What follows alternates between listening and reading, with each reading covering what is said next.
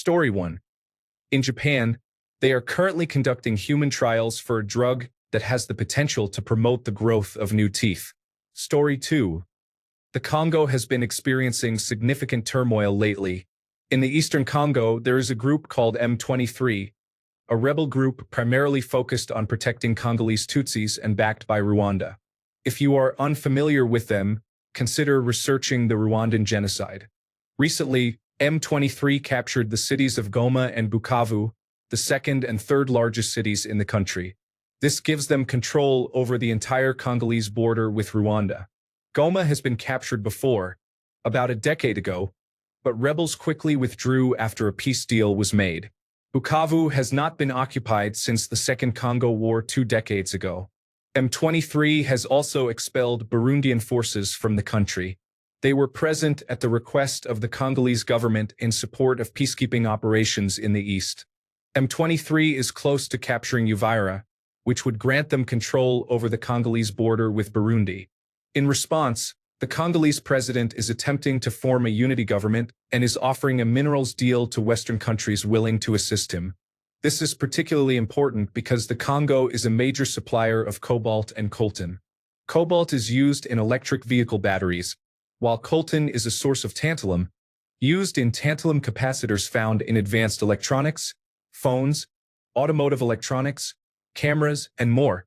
The issue is that these vital resources are located in the east, and Rwanda is responsible for a significant portion of their export. A decade ago, they produced half of the global supply of tantalum. Attempts at peace talks have been made, but the Rwandan president has refused to engage and insists that the Congo negotiate directly with the rebels, which the Congo refuses to do. The Rwandan president has also been sanctioned by the United States due to M23's gains. Meanwhile, further north, there is the Allied Democratic Forces, an affiliate of the Islamic State, which recently massacred 70 Christians in a Protestant church. Uganda has a security partnership with the Congo to combat the Allied Democratic Forces and is sending additional troops to secure the affected areas. There is also the potential for a new plague in the northwest, though information remains limited. People have been dying within days. There is speculation that it may be a mass poisoning event or that it originated from consuming bats, but little is actually known. Story 3. As a quick summary of ongoing stories that are worthy of a read or keeping an eye on, Belgium finally has a federal government after about 9 months of coalition talks. The new government is led by a Flemish nationalist who previously stated that the days of the Belgian state were numbered. Austria also now has a federal government which took only 5 months to form. The main parties created a grand coalition to prevent the far right from gaining power. However, the Freedom Party of Austria is still a significant force, polling higher than in the recent election where it secured a plurality of seats. South Korea is still dealing with the fallout from last year's presidential impeachment. All hearings have now concluded, and the Constitutional Court is reviewing and considering its decision.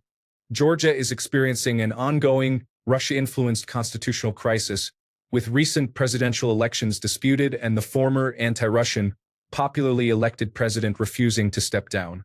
This situation has been largely overlooked by Western media, and I must admit I am not entirely sure of the current state of affairs. Story 4. South Korea may have a cure for cancer. This is specifically for colon cancer, not all types of cancer. Story 5. The fact that the European Union is still purchasing Russian oil and gas for billions of dollars, which directly funds the Russian military, should be discussed. Story 6. The brewing Third Congo War. The Second Congo War was the deadliest conflict since World War II, resulting in over 5 million deaths. Story 7. I don't think this deserves more attention, but we might get a new pope very soon. That used to be one of the biggest stories in the world for some time. Story 8. What is happening with the 2 astronauts stuck in space? They are supposed to return this month, but I have my doubts. They are rarely in the news. Story 9. Chinese Navy ships are circling Australia to try to intimidate us and check if the United States will still back us up. They are assessing whether alliances are still holding, I guess. Story 10. The way the smartphone application economy and corporate-owned algorithms have universally damaged how we socialize is for the worse. I'm not talking about the internet or social media alone. The biggest changes began around 2012, once applications became the main gatekeepers for how a large percentage of the population uses the internet. It has significantly damaged various aspects of our lives, including our ability to research and absorb news. Dating culture has been affected for both men and women. Content creation has been forced to chase short-form content that often misses important context. Con artists are promoted through algorithmic manipulation. Hostility and conflict have become the norm over any form of healthy debate, and effective moderation has become less effective. Some of this is, of course, tied to the size of the internet population.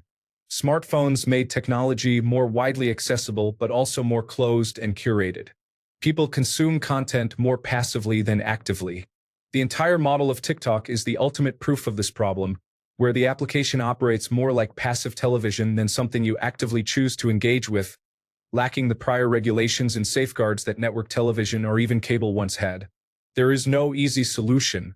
User-generated content isn't going away, but people need to learn how to navigate and use technology responsibly, something the application owners actively discourage by designing the application with psychologically addictive traits.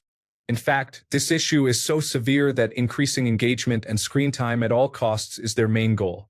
This is also a global problem.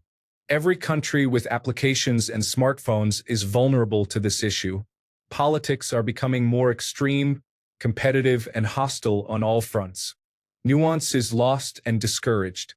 This might be the greatest growing pain of the world after 2010, and if we don't address it, it will compound almost every other problem we face, in my humble opinion.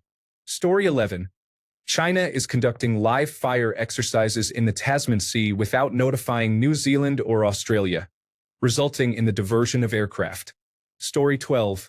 It seems climate change is unfortunately no longer on our radar, or at least does not have as much media coverage as before. Story 13. Myanmar military coup and dictatorship, battles between factions in the Congo, and the financing of both groups. Russia's involvement in Northern Africa. Story 14. Apart from handing Ukraine over to Russia, closing the United States Agency for International Development means handing many African countries over to China. It's a double blow to both feet. Story 15. France recently broke records with its nuclear fusion reactor, successfully operating it for about 22 minutes. Perfecting this technology would provide humanity with access to nearly limitless clean energy. Story 16. The Pope is dying. He aspirated and is on a respirator. He is 88 years old. He had part of one lung removed when he was young and has always had lung issues. Story 17. Colombian guerrillas are causing significant unrest in 2 Colombian departments, leading to tens of thousands of displaced individuals and ongoing gunfights. This situation is happening right now. Story 18. Glaciers in Colombia are nearly gone. Argentina's president and the entire Libregate scandal. The Haitian and Venezuelan migrant crisis continues across all of Latin America. Story 19. While global media often focuses on major powers, several crises deserve more attention. Sudan's civil war has displaced millions, yet international aid remains insufficient. In the Sahel region, extremist violence is escalating, destabilizing entire nations. The humanitarian catastrophe in Yemen continues with little progress toward peace. Meanwhile, environmental disasters from the Amazon to Southeast Asia are accelerating due to climate change and deforestation, threatening ecosystems and indigenous communities. These issues do not dominate headlines, but their impact is profound and far-reaching. Story 20. Canada is gradually moving into alt-right politics, and our minority groups are under threat. Additionally, Alberta, my province, is dealing with a significant challenge in leadership. Story 21.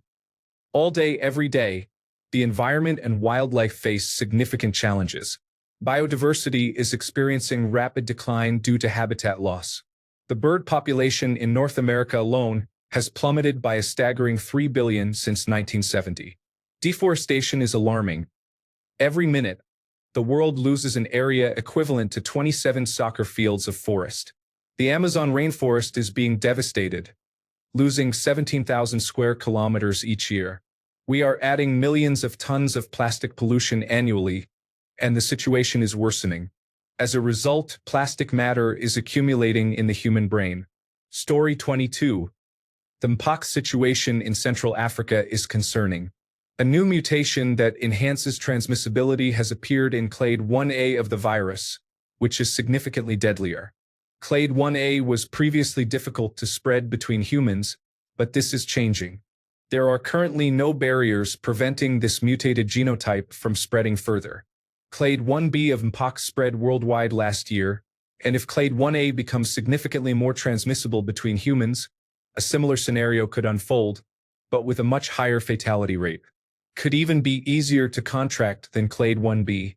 This situation warrants increased news coverage. Story 23. Canadians are showing their patriotism more than ever. We are boycotting travel to the United States, buying only Canadian products, and standing together to protect our great country. I believe we needed that push from Donald J.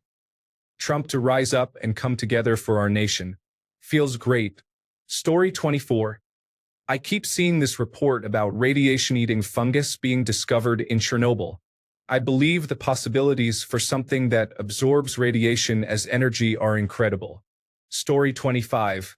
The new hemorrhagic fever-type illness currently present in the Democratic Republic of the Congo is concerning. Ebola and Marburg tests have returned negative results.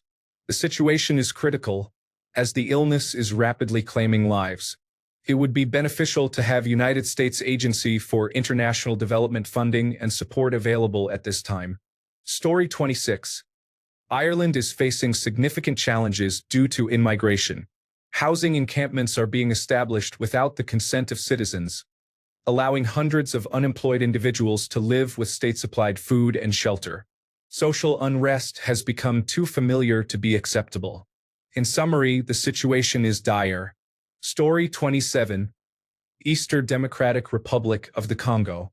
It has the potential to escalate into another large-scale African conflict with outcomes as severe or more severe than before.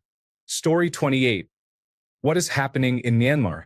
There is a civil war and insurgency that has been ongoing for several years. I have not heard much about it recently. The last thing I remember was during the COVID pandemic when a woman was dancing to a song while an attempted military coup occurred behind her. Story 29.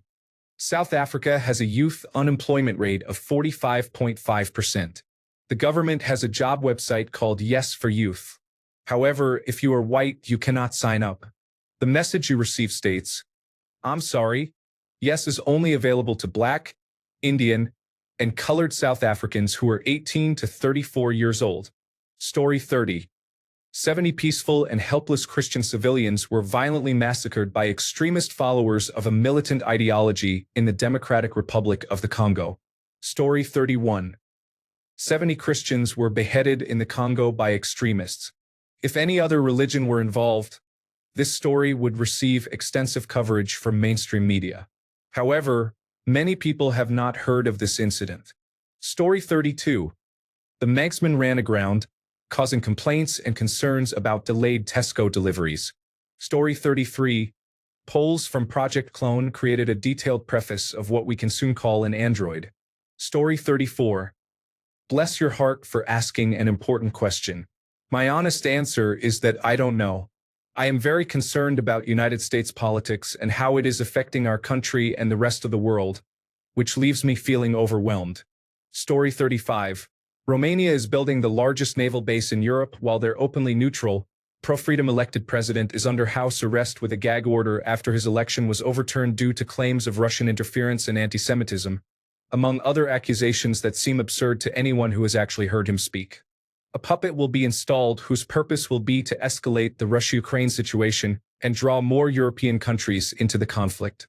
There should be a demand from every country in the world for an immediate ceasefire.